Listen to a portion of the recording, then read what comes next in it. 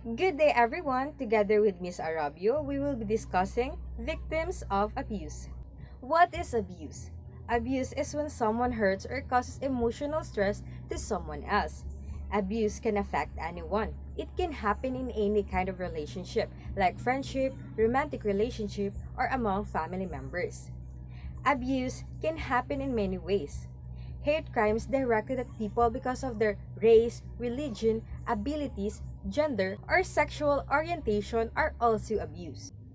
What are the types of abuse?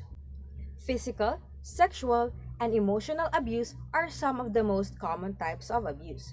When we talk about physical abuse, it is when someone hurts another person's body. It includes hitting, shaking, burning, pinching, biting, choking, throwing, beating, and other actions that causes physical injury, leave marks, or cause pain. Sexual abuse includes any types of sexual contact between an adult and anyone younger than 18 or between a significantly older child and a younger child. It is also sexual abuse at any age if one person overpowers another. Emotional abuse happens when yelling and anger go too far or when important adults constantly criticize, threaten, or talk down to kids or teens until their self-esteem is damaged and they feel really bad about themselves. Emotional abuse can hurt and cause damage just as physical and sexual abuse do. Another form of abuse is online abuse, which is emotional or sexual abuse that happens in virtual world. Online emotional abuse is any type of online message sent to bully or hurt another person, like an intimidating or threatening message. Online sexual abuse is when someone is asked to share inappropriate pictures of themselves, take part in sexual activities via webcam or smartphones, and or have sexual conversations by text or online chat.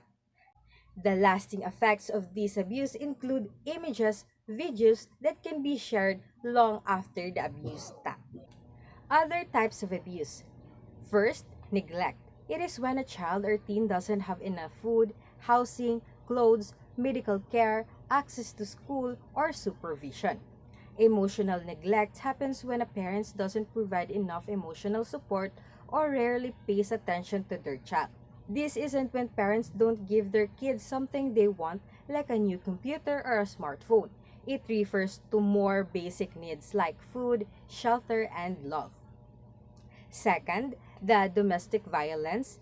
It is when two adults physically abuse each other or when one adult hurts another. Domestic violence can be hard for a child or teen to watch and can get a young person hurt, especially if adults throw or damage items when fighting. Recognizing abuse. How do we recognize abuse? First, recognizing abuse can be hard for someone who has lived with it for many years or is being abused by someone they know or trust. People might mistakenly think that it's their fault for not doing what their parents tell them, breaking rules, or not living up to someone's expectations. Another, growing up in a family where there is a violence or abuse can make someone think that this is a right way or the only way for family members to treat each other. Somebody who has only known an abusive relationship might think that hitting, beating, pushing, shoving, or angry name calling are normal ways to treat someone when you're mad. Seeing parents treat each other in abusive ways might lead their kids to think that's okay in a relationship.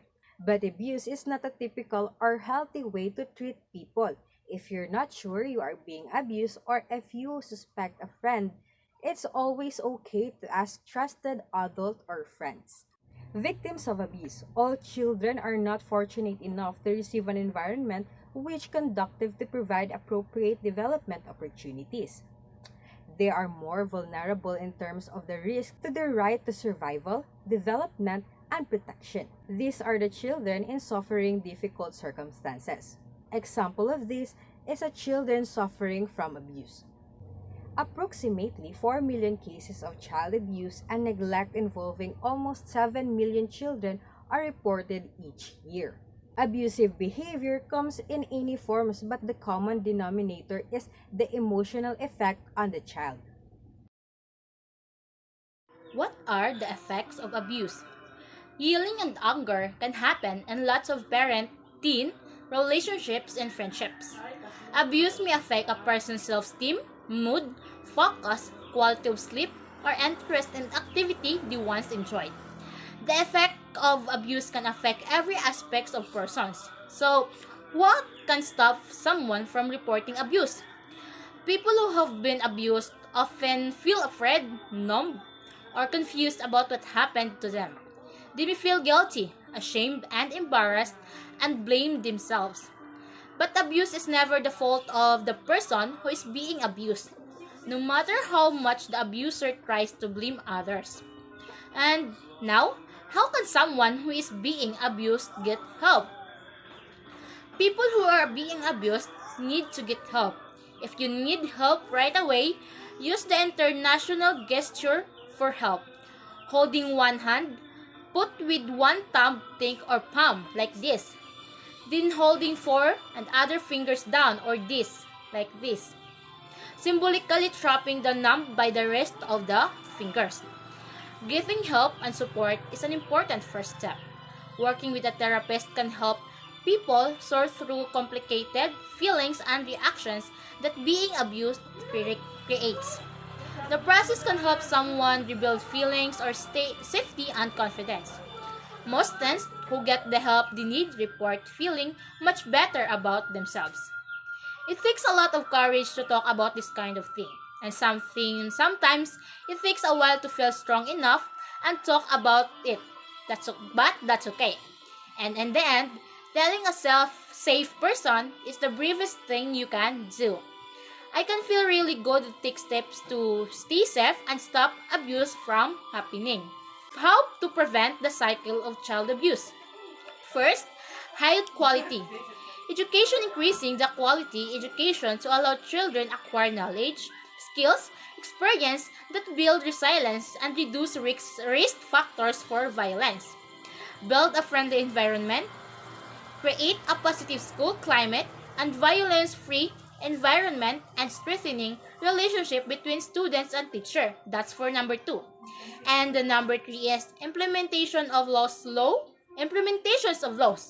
Laws to prohibit violent punishment and to protect children from sexual abuse and exploitation. It is important to remember that children are innocent and pure, that they need to be protected at all costs. After all, children are the pillars of the future.